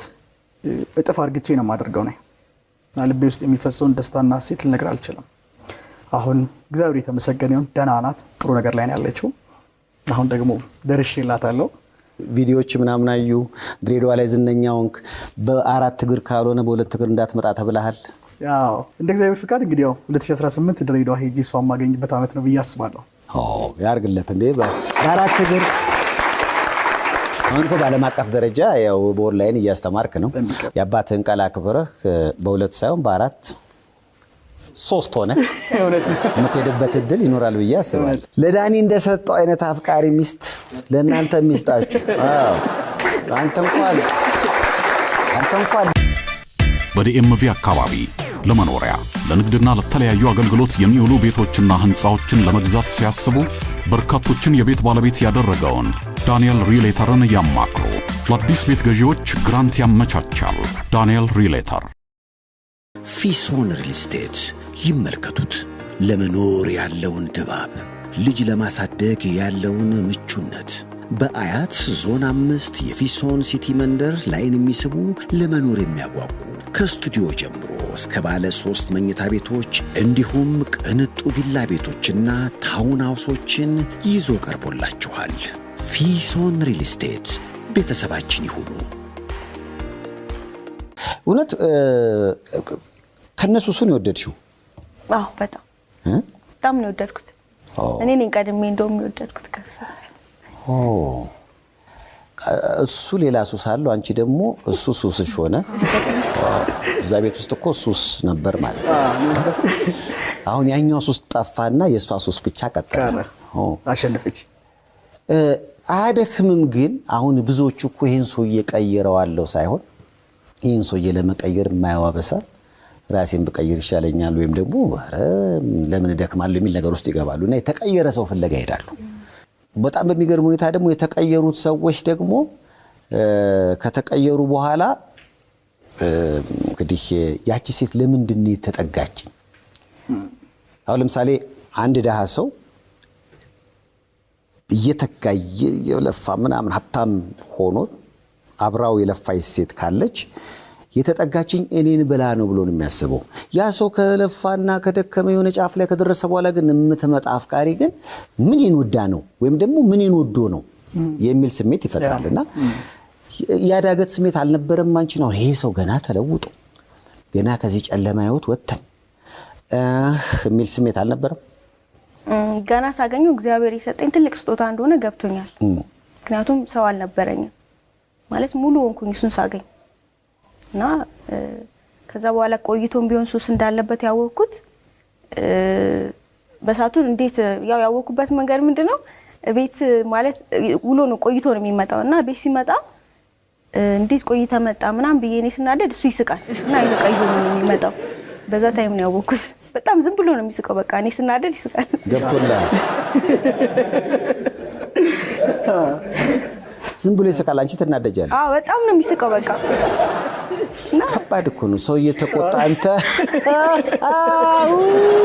ትላለህ ባትቆጣኝ እመርጣለሁ ባይገርም እንደውም ስትቆጣኝ በቃ የፊት ቅርጿ ሁኔታዋ እንዳለ ያደክመኝ ነበር ከንትኑ ጋር እና ያ እንዴት ነው መቼ ያቆም ይሆን የሚል ነገር ውስጥ አልገባ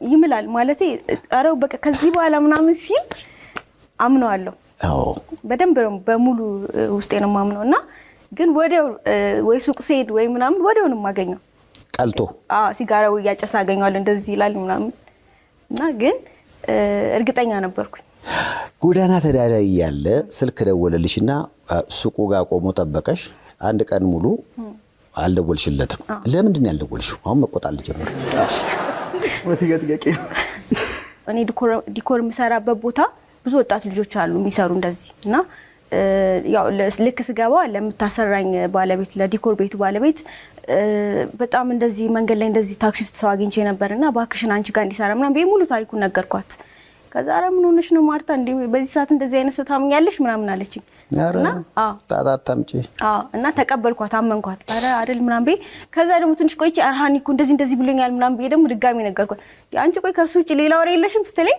ከዛ ተውኩኝ በቃ ማውራትና በራስሽ በቃ እና እንትን አልኩኝ የሷን ሀሳብ መቀበል ጀመርኩኝ በውስጤና ግን የሆነ ታይም ላይ እኔ ናዝሪት ሆኜ ግሬድ 11 ያለው ነውና ለሰዎች እንደው ባካችሁ እንደዚህ ያግዙኝ ምናምን ሲል እንዴ አራንቹ ሸታ ምናምን ብለው እንትን ብሎኛልና ያልተቀበሉኝ ብዙ ረጅም አመታቶች አሉ ሰው የማይቀበለኝ እውነት ተናገሬና እስቲ ምናልባት በቃ ያው ያለፍኩበት መንገድ እሱ ላይ ያለኝን እምነት እንድጨምር አደረገኝና በማግስቱ ላገኘው መጣሁ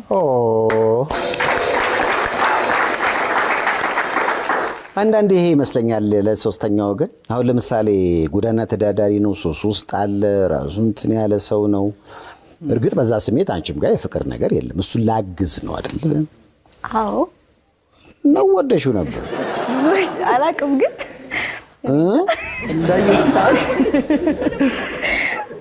እንዳየው ደስ ብሎኝ ነበር ትለያለች ብዙ ጊዜ ወርቅ ለሊቱን ራሱ አልተኛውም ከዛ ከስራ ማታ እዛው ነው ማድረውና በቃ ከሱጭ ሌላ ነገር ማሰብ አልቻልኩም ማለቀስኩኝ ራሱ ለሊት በቃ ምናም ብዬ ግን እንዳገኙት ማለት በጣም ነው ደስ ያለኝ እኮ ይሮጣችሁ እኮ ስትተቃቀፉ ሲነግረኝ የሆነ የህንድ ፊልም ነው ያስታውቀው አንቺም ትሮጫለሽ እሱም ይሮጣል የሆነ ነገር ባይኖር በዛን ሰዓት ላይ መተቃቀፍን ምን አመጣው በሰዓቱ ያው ሀዛኒታ ነው መሰለኝ ግን አለ የሆነ ነገር ተጣጣስ አይም ራስ እኮ ለየት ይላል ከዛ በኋላ አንድ ቤት ውስጥ ካንገት በላይ ነው ይመስለኛል ቤት ልከራይል ወይስ እኔ ጋር ትኖራለህ የሚለው ጥያቄ ነገሮች እንደሚቀየሩ ታቂ ነበር አታቂም እኔ እንጃ ቤት ልከራይልህም ማለት ሁለቱን ምርጫ አቅርቤለታለሁ ግን የውጭውንም እንዲመርጥ እየፈለኩ ግን ቢሆንም በጣም ውስጤ እዛች አንድ ክፍል ውስጥ አብራችሁ እየኖራችሁ ቀደም ሲል ነበር ነገሮችን ወደ ፍቅር የወሰድኩት እኔ ነኝ ሲል ነበር ለብቻ ተኝታችሁ በነበራችሁበት ሰዓት አንቺ የሚሰማሽ ስሜት ምን ነው በመጣና አጠገቤ በተኛ ነው ወይንስ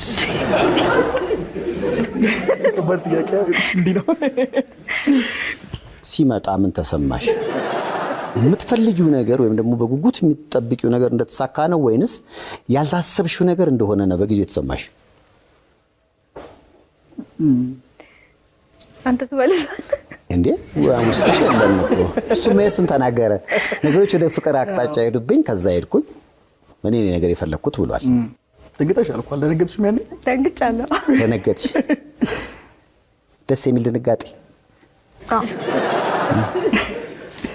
ደስ የሚል ስቃይ እንደሚባለው ማለት ነው ለካ ደስ የሚል ድንጋጤ ማለት ነው ግን በዙሪያ ሰዎች የሉም የጎዳና ተዳዳሪ ነው በዚህ ላይ ሶሰኛ ነው በዚህ ላይ ምን ረበናትሽ ህይወትሽን ያበላሽብሻል የሚል ያው ከተከራየሁበት ቤት ያው ረጅም ጊዜ ነው እዛ ቤት የኖርኩትና ከበደኝ እኔ ከዛ ቤት ቀየረ ያው ከሱ ጋር መሆንን መረጥኩኝ እኔ በቃ ረጅም ርቀት መጓዝ መረጥኩኝ እዛው ቤት ያለውን ሱስ ውስጥ እንደነበር ያወቅኩት በርግጥ ግን በቃ ከሱ ጋር መሆንን በቃ ወደድኩትና ቻሌንጆችም ነበሩ ከዛ ቤት ሙቭ አደረግን ወደ ሌላ ቦታ ቀየረ ቀደም ስትናገር በጣም ስዕል ሰራ ነበር በጣም በችግር ብዙ ነገር ተጠብሳ በጣም እሷም መከራ አይታለች ያ ቀን አለፈ አሁን ብዙዎች አሁን በእንደዚህ አይነት ስሜት ውስጥ ሆነው የሚያዩን ሰዎች ይኖራሉና መከራም ያልፋል የሚለውን ነገር ከናንተ በላይ መናገር የሚችል ያለ አይመስለኝም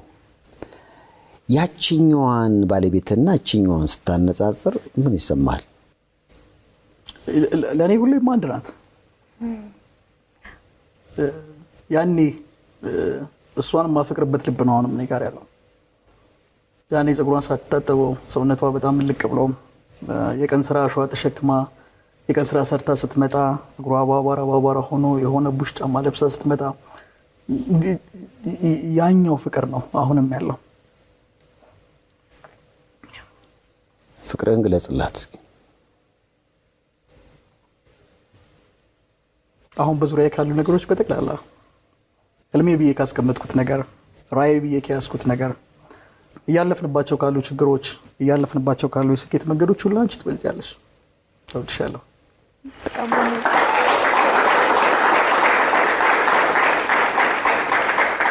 እንደ ፊዚክሱ አድርገው እስኪ።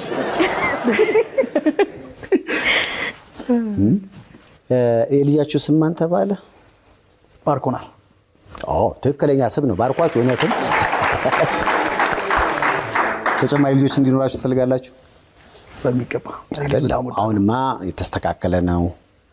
ከዛ ትንሽም እንዲህ ተቀይሬም ብለሃል። ምክንያቱም ያን ስል ሲሰጠኝ የነበረው ዳኒና አሁን ያለው ዳኒ እኮ ይለያያል አይደል? ጊዜ ከሰጠነው እግዚአብሔር የሁላችንም ህይወት ይቀይራል። ዛሬ ላይ ቆምንበት ነገር አይደለም፣ ነገ የምንሆነው ነው ወሳኙ። ግን ለመቀየር ግን መወሰን ግድ ይላል። ምናልባት የያዝኳቸው ነገሮች ጣልኳቸዋል። ከዛ በኋላ እኮ ነው አይደል ህይወት እየተቀየረ መጣ። አሁን ያንን ነገር የጨበጡ ሰዎች አሉ። በዛ ህይወት ውስጥ ሆኖ መቀየር በጣም ይከብዳል። እኔ አሁን ብትነግረኝ በቃ ህይወቴ የተቀየረው እነዛን የያዝኳቸው መጥፎ ነገሮች የለቀኩ ቀን ነው። እና ያንተም ህይወት የስኬት መንገድ የጀመረው የሚመስለኝ ከኔ ተነስቼ እሱ ነው። ስለዚህ ያንን አስቀያሚ ህይወት ጥለኸው አሁን ተቀይረ በልጅ በትዳር ተባርከ ለሌሎች ብዙ ታዳጊዎች ደርሰ ያባትን ቃል እየኖርክ ነው።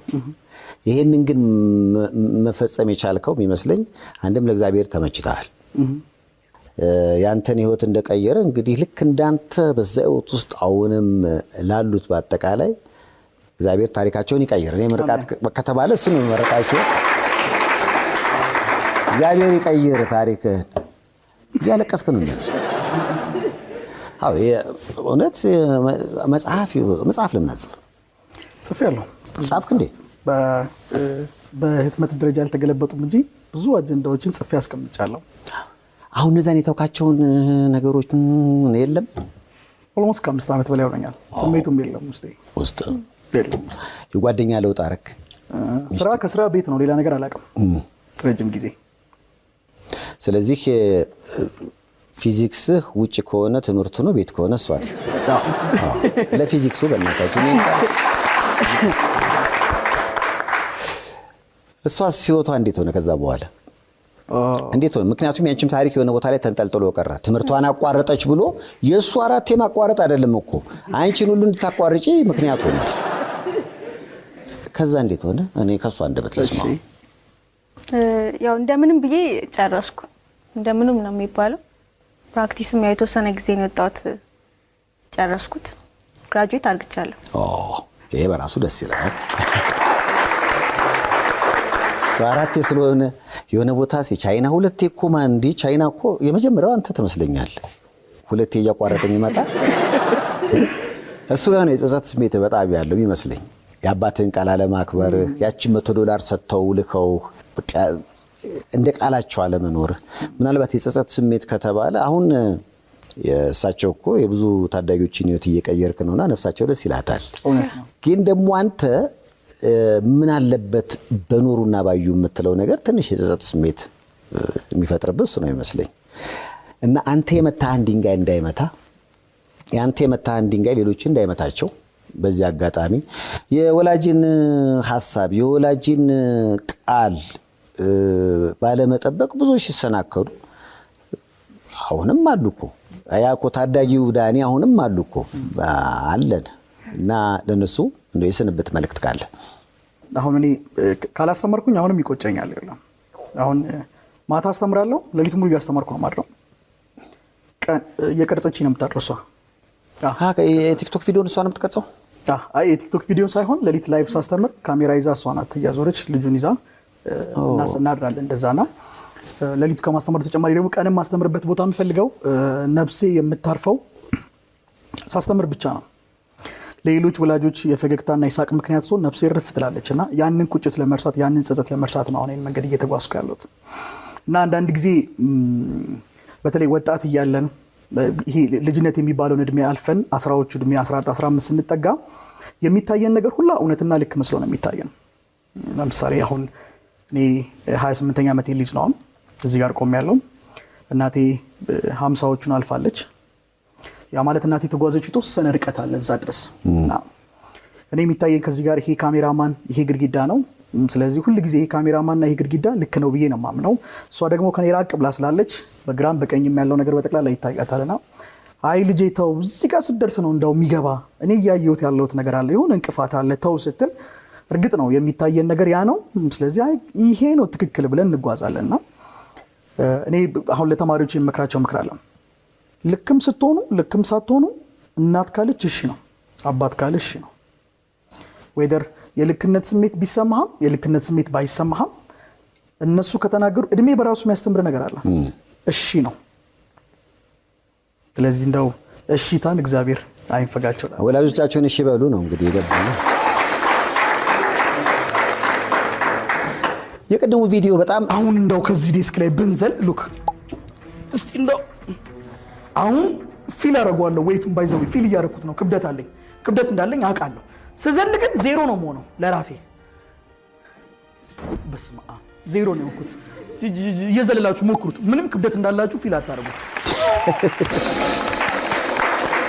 ይሄ ስሜት ማለት ሊፍት አሁን በሚበጠስበት ሰዓት ላይ ከሊፍቱ ከቆምክበት ነገር ላይ ትነሳለህ። ዌትለስ ስለሚሆን ሙሉ በሙሉ አየር ላይ ልትሳፈፍ ትችላለህ፣ ልትጋጭ ትችላለህ። ያንን ነው። እኔ ፊዚክስ ተምረናል። ማንም አስተማሪ ጠረጴዛ ላይ ወጥቶ በዚህ ደረጃ አስተምሮ አያውቅም ማለት ባይቻልም ምናልባት ሳይቀረጽ የቀረ እንደሆነ አላውቅም።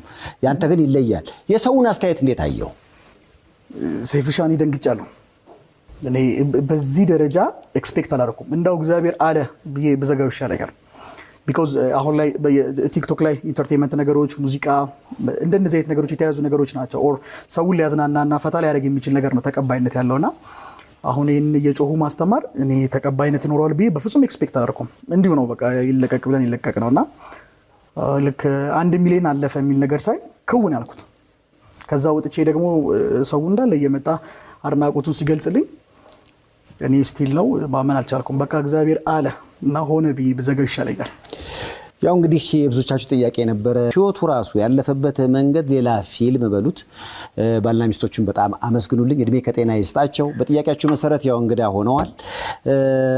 በተከታይም እንግዲህ በኦንላይን ፊዚክስ በጣም ለከበዳችሁ እንደውም አንዳንዶች አሉት እሱ ቢያስተምር የኖረው ሁሉ ብለዋል። አዎ ባይገርም የ50 ዓመት ሴትዮን መዝግቤያለሁ ክላስ ልጀምርላት። ኧረ ተው ትምህርት ከጨረሰች ረጅም ጊዜ ሆኗታል። ግን በቃ I have to learn ያለች እንደውላልኝ።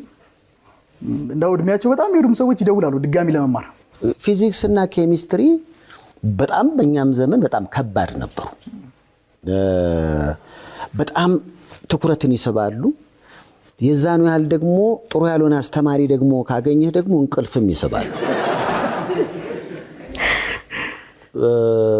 ጉዳዩ ጥሩ ማብራራትና መያዝ ይፈልጋል። በተጨማሪ ደግሞ አስተማሪዎች ደግሞ የተለያየ ባህሪ ይኖራቸዋልና የምትሰማው ነገር ካንተ ትንሽ ራቀ ካለብህና የማስተማሩ መንገድ ትንሽ ምልህ የተለየ ካልሆነብህ እንዲህ በቃ እንትን ነው የምትሰማው ልትተኛም ትችላለህ። ያንተ ግን በቃ አለው አንደኛ በሚገባቸው መንገድ በጣም አውርደ ከባዱን ጉዳይ ቀለል ባለ መንገድ ነው የምታስተምረው እና ያ ብዙዎችን ትኩረት ስባልና እሱ ቢኖር ኖር እኮ የኔ ፊዚክስ 34 ከመቶ አላመጣም ነበር የሚል አስተያየት አይቻለሁ። ከዛ ፈኒ ነገሮች ከዛ ውጪ ያገኛቸዋል። ኮሜንት እንኳን በጣም ብዙ አይነት ኮሜንት ነው እንደው ቢጻፈው። እንደነገርኩ የዚህ ሴትዮ ምዝገባ እኔ ለራሴ በጣም አስደግጦኝ ነበረ። ብቻ እንደው ሚዲያ ላይ ማናነሳቸው ብዙ አይነት ፈን የሚያደርጉ ኮሜንቶችን አገኝ ነበር። በአንድ በኩል እኔን ኢንስፓየር ያደርገኛል፣ በሌላኛው በኩል ደግሞ ትምህርታችን ላይ ብዙ መስራት እንደምንችልም ደግሞ ታይቶኛል። በጣም ደስ ይላል። ቅድም እንዳልኩት ነው አሁን ወጣቶች ሆነው ሱስ ህይወት ላይ ላላችሁ በተለይ ያንተ ህይወት በራሱ ሌላ ፊዚክስ ነው የገባኝ እሱ ነው። የመጣህበት መንገድ ያለፍክበት ነገር ከዛ በኋላ አሁን የደረስክበት እንደ እግዚአብሔር ፍቃድ ወደፊት የምትሄደው ርቀትም በራሱ ብዙዎች አርአያ ይሆናል ብዬ አስባለሁ። አንተን የመታ ድንጋይ እንቅፋት ሌሎች እንዳይመታችሁ እሱ በፊት የነበረበት ቦታ ላይ ካላችሁ ነው ፕሮግራም ለምትመለከቱ ደግሞ ጥሩ የማንቂያ ደውል ነው። ነቃ ነቃ እየተባባልን ነው። ቲቸር ዳኒና ባለቤቱን አመስግኗቸው። በያላችሁበት ጥሩ ጊዜ ነው የምንመኘው። ከመልእክቶች በኋላ እንመለሳለን። እድሜ ከጤና ይስጣቸው፣ ልጆቻቸውን ያሳድግላቸው፣ መርቋቸው።